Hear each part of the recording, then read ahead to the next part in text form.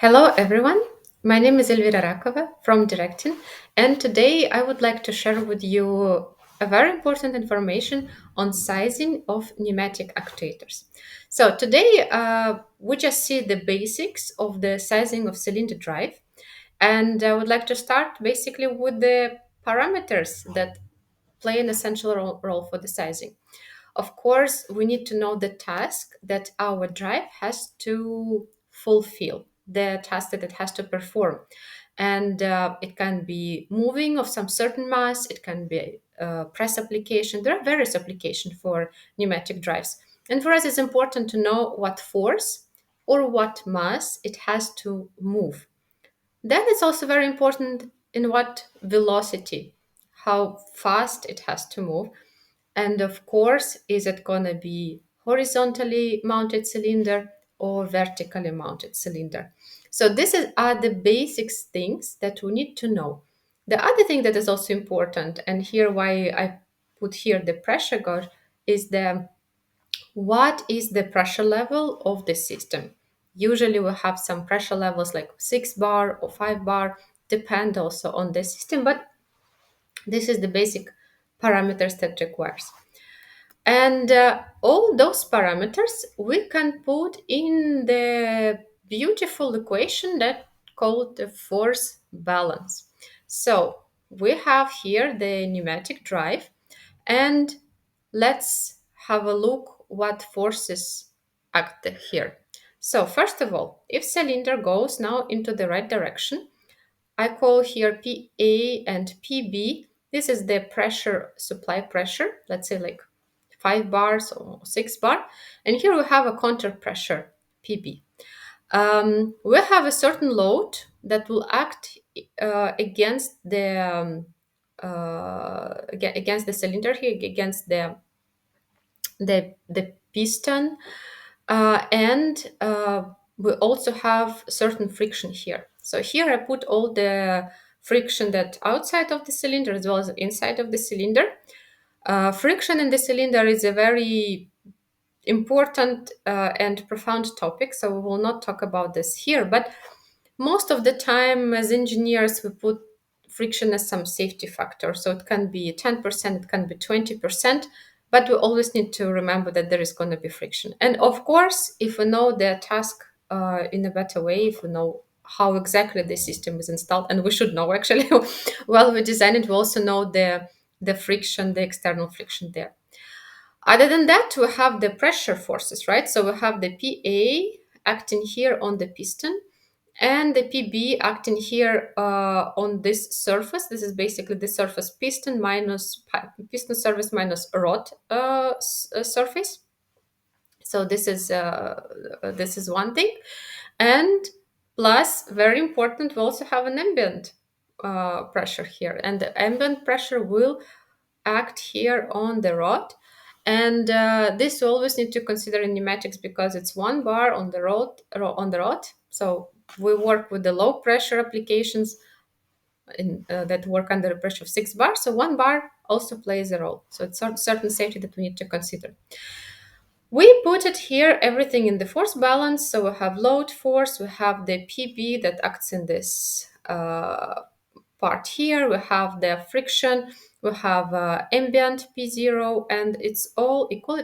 It is all the counter forces that acts against PA times the surface. So basically, our cylinder has to fulfill these tasks of this load here, provide this load or this mass, and it goes in this wonderful equation. From this equation, we can derive the diameter, so and calculate required diameter. Usually, we take PA as our supply pressure. PB is the counter pressure, and it's calculated as the 1 bar more than atmospheric, so the 2 bars. But very important thing, this counter pressure we need to use to regulate our speed and to calculate the velocity of the cylinder, or to calculate further parameters and size it correctly. We always need to consider required velocity. So imagine you have some task for your cylinder where the load is small or there is a mass of 2 or 3 kilograms. That is also quite small, but it has to be very fast. And of course, the next part that we have to consider is the velocity control. The velocity control can be done in two ways: the matter in velocity control, or matter out velocity control. You can check a separate post and separate video about the velocity controls. Here, I just want to touch the base of this. To control the velocity of cylinder, we need to have a check valve with the throttle. Here we have the control of the velocity through the meter out. So basically what we see that the cylinder goes into the right direction and the check valve here is closed. So the all flow goes through the throttle on the right side, on the rod side. So it means that we need to calculate the velocity of the cylinder on the basis depending on the mass flow rate that goes through this throttle. And usually it can be done in a various way. The way that I prefer, I usually set the velocity of cylinder that I require. Take this equation, and velocity of the cylinder depends on the mass flow rate of the throttle and on the AB, so basically the surface of the piston minus rod, and the rho, B, rho is the density that corresponds to the pressure level. So in this case, I can set, for example, velocity of 0.3 meters per second. I know my PB. PB I can evaluate from this equation.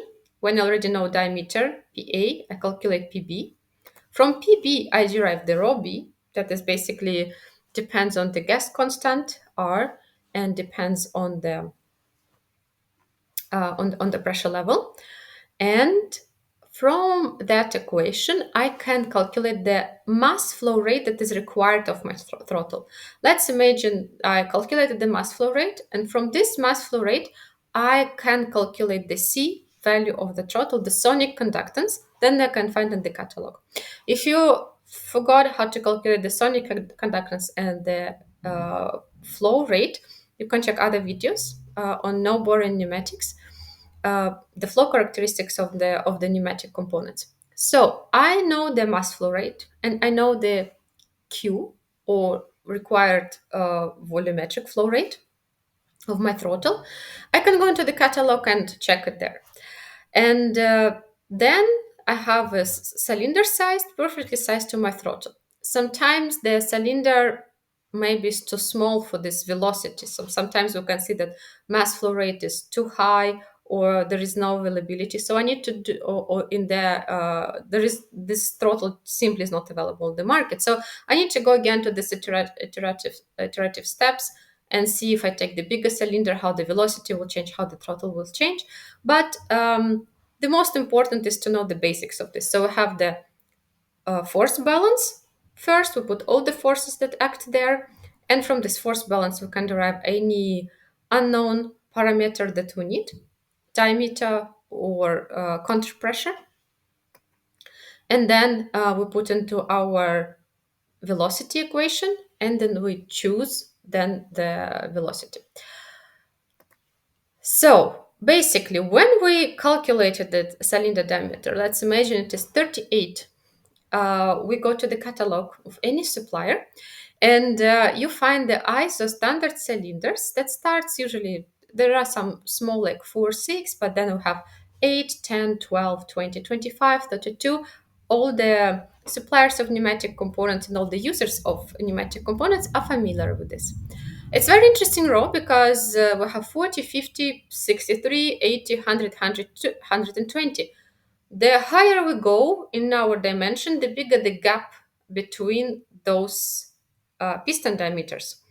Simply because if you actually multiply the previous number by roughly 1.25, you'll get the next number. Like if you multiply 8 by 125, you get the next number.